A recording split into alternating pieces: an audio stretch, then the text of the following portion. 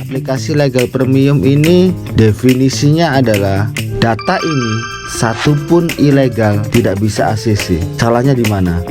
Nanti saya akan kupas di akhir video. Kenapa data ini bisa cap limit?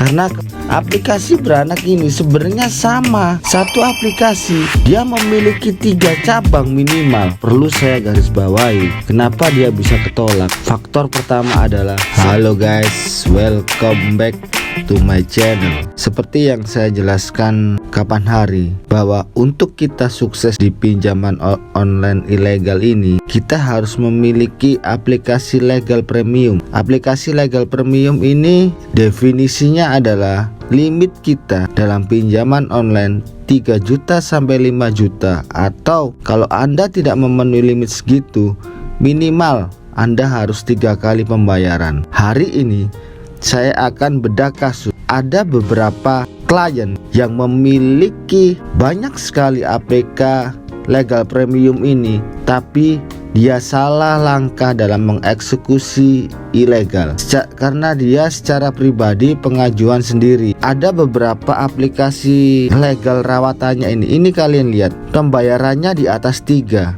dan aplikasi yang dia miliki adalah aplikasi-aplikasi yang memiliki jalur ilegal sebenarnya. Kalau aplikasi ini ketika turun ke ilegal hanya menunjuk aja aplikasi mana yang ia ingin dapatkan ilegalnya. Tapi kenapa kok data legal premium sebanyak ini bisa song? Data ini satupun ilegal tidak bisa ACC. Salahnya di mana? Nanti saya akan kupas di akhir video. Coba kalian lihat, ini ada beberapa aplikasi seperti Indodana yang limitnya sudah mencapai 5 juta. Belum lagi tagihan yang lain. Di APK Bantu Saku aja sudah 6 juta. Terus di aplikasi Kredito aja sudah 7 juta. Di aplikasi Uku ini sudah ada beberapa kali pembayaran, dapat limit hampir 5 juta, 4,8. Di Oatas begitu juga, limitnya juga mencapai 5 juta. Ngeri kan sebenarnya data ini data nggak main-main, tapi salah awal dia mengeksekusi ilegal. Terus kita lihat cek tolakannya, kebanyakan tolakannya ini ada di aplikasi beranak. Ini yang jadi kendala ya.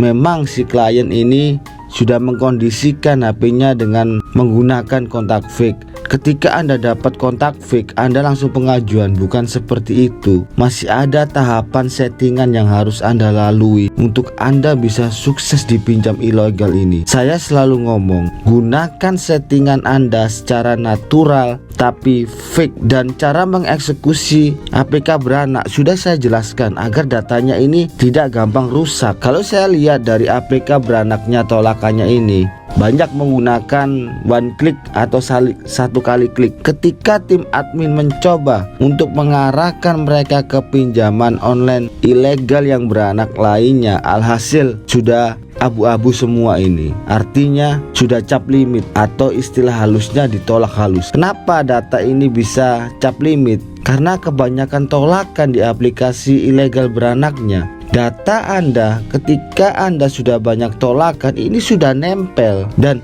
aplikasi beranak ini sebenarnya sama. Satu aplikasi dia memiliki 3 cabang minimal atau 2. Semua data kita tempelin di sini. Ini tidak bisa dirubah data seperti ini. Kalau satu ketolak, di sejalur keluarganya pasti ikut ketolak juga. Keunikan pinjaman online, ketika Anda melakukan pembayaran tanpa ada satu APK pun yang japo, maka secara tidak langsung dan otomatis limit Anda di lainnya yang di sejalur yang Anda bayar pasti akan naik. Bukan asumsinya di pengisian slip gaji, karena kredit skor Anda di legal sudah terbentuk baik. Kemudian Anda turun ke pinjaman online ilegal dengan gaji 16 juta. Kemungkinan mereka juga tanda tanya. Kita harus berpikir menggunakan logika. Gaji 16 juta kok masih minjol?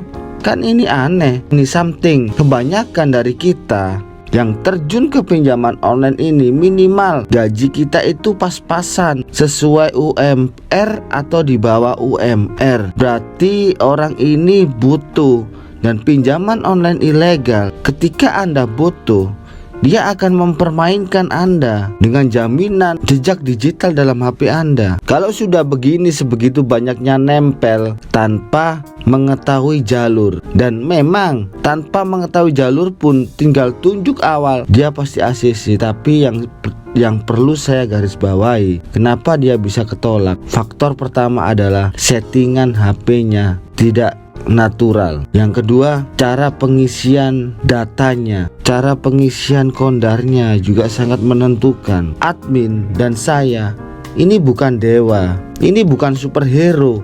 Ujuk-ujuk bisa meloloskan data Anda. Enggak, acuan kami adalah tetap di riwayat pinjol Anda yang sebelumnya. Makanya sebelum terjadi seperti ini, sebaiknya Anda konsultasi ke admin saya terlebih dahulu. Kebanyakan para pinjol lover ketika data rusak baru mengarah ke kita. Apa yang bisa kita perbuat kalau data sudah menempel di pinjaman online ilegal? Tidak bisa diubah data lagi dan tidak bisa diberi kesempatan kita untuk pengajuan lain.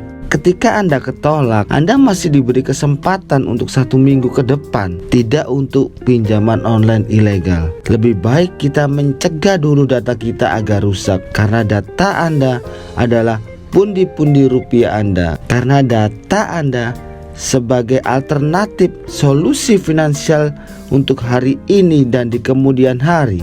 Saya Pablo, thank you for watching. See you next video. Salam Lumer.